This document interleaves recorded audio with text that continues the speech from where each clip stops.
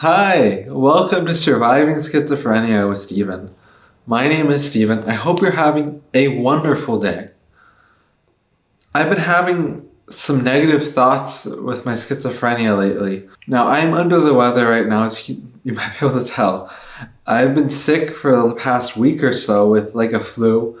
I've been coughing a bit. I'm very nasally and congested and just not feeling well. I've been really tired.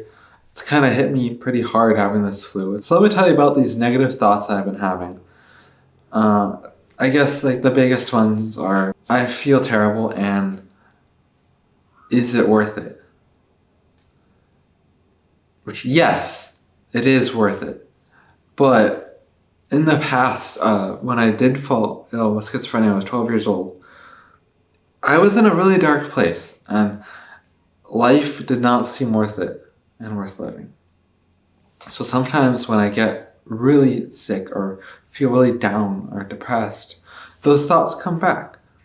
And I think, is it worth it? But unlike back then, yes, it is worth it. And I can realize that. Because back then, when I was suicidal, I didn't think so. But now, whenever I have those thoughts, I can realize, no, those are terrible thoughts that are not anything I'm going to act on. They are things that I will never do because life is worth it. Life is worth living. No matter how hard and how terrible my life has been, I at least realized that in the end and never actually did anything like that, even though I thought I would.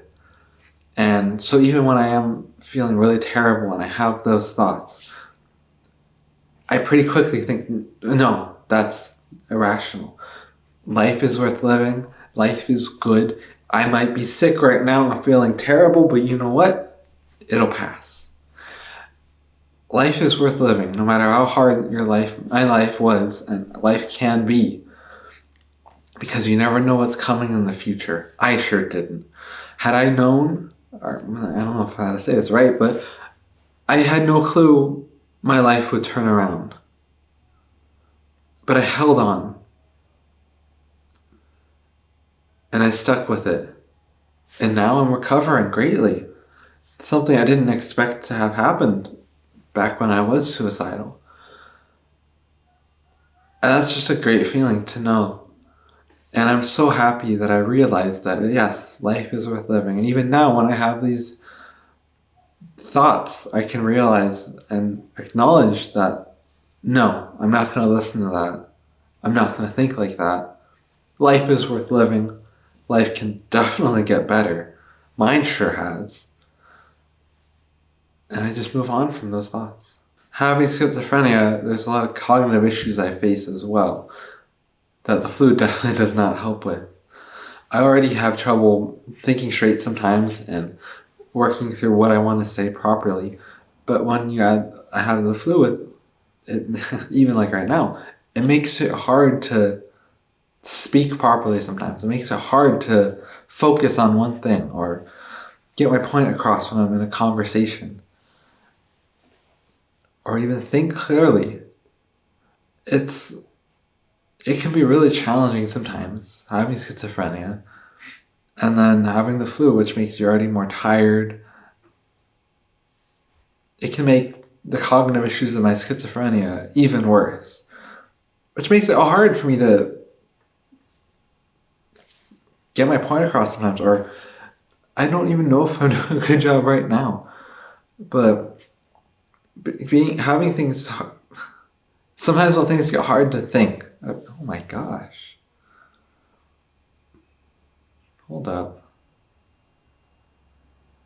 Wow, I didn't actually expect this to happen on camera, but this is sometimes the thing that happens where I lose my train of thought completely and my mind just goes blank. And when I have the flu, that can get worse. My memory is already terrible. I can forget things very quickly. And I don't remember where I was going with that, but yeah. Actually, I don't know where I was going with that.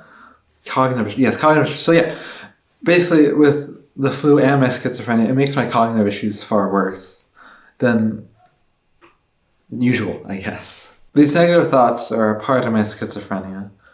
Schizophrenia is considered a thought disorder, and that's something I have been aware of now. And I'm aware that when I have these thoughts, that I'm not going to act on them, that they are either irrational or I can get through them, depending on what the thought is.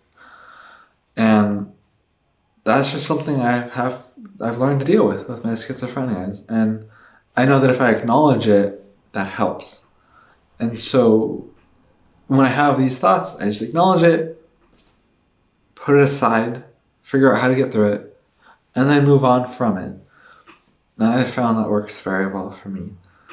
And yeah, of course, with the flu, it just makes everything harder in that regard. So I guess to wrap up, well, actually, my parents and I, we've all been sick for the past 5 days or so.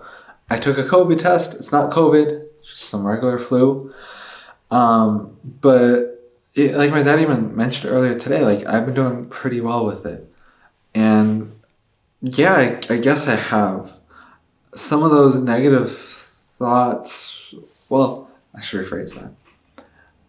I look like I have.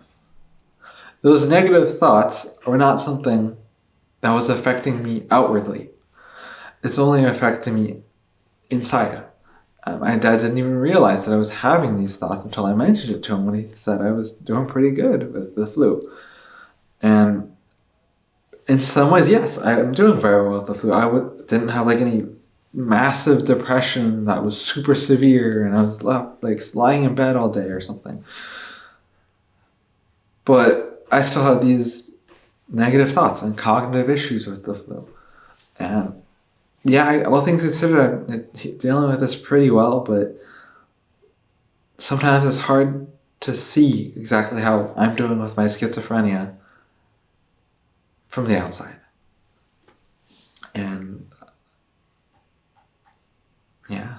And if you're watching this and you're a care provider for someone who has schizophrenia, I guess there's a few things I would like you to know if you were taking care of me. One, I sometimes just need space. Tell my parents that, where it's just like, if I'm not doing well, sometimes I need to go, shut the doors, watch or play something relaxing,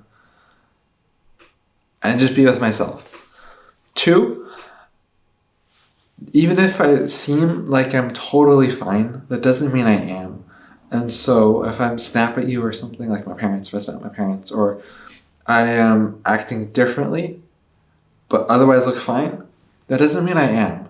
And there's probably something going on like internally around that. And sometimes, again, you just need to give me space for that. Like my parents, I ask them to give me space. Other times, sometimes talking helps. And I guess 3 would be, I guess just more understanding, I guess. Maybe I can't take out the trash that day because it's just too much for me. I don't have the bandwidth, or I just need some comfort food or something. I guess that really depends on the day. But yeah, just, I guess those 3 things. And basically just, I need space. And I guess a 4th thing would be just, I don't know, actually, just understanding, I guess. Maybe just listen if I talk to you, right? If I'm talking to my parents, just have them listen. Sometimes that's enough. And I don't need to, I can just talk it through, like, for me, without having to have a conversation about it. And I find sometimes that's the most therapeutic, whereas me venting almost, or getting it out. And sometimes that can help. And then, of course, going, relaxing, watching a comedy, playing a light game or something, until I feel better and am able to be myself again, right? And interact with my parents or you again. I hope that was helpful for anyone that might be a caretaker. And I hope everyone that watched this video, first off, you made it this far, thank you. Really appreciate that. And I hope you all have a happy and healthy rest of your day. I hope it was helpful, and I hope to see you in the next video.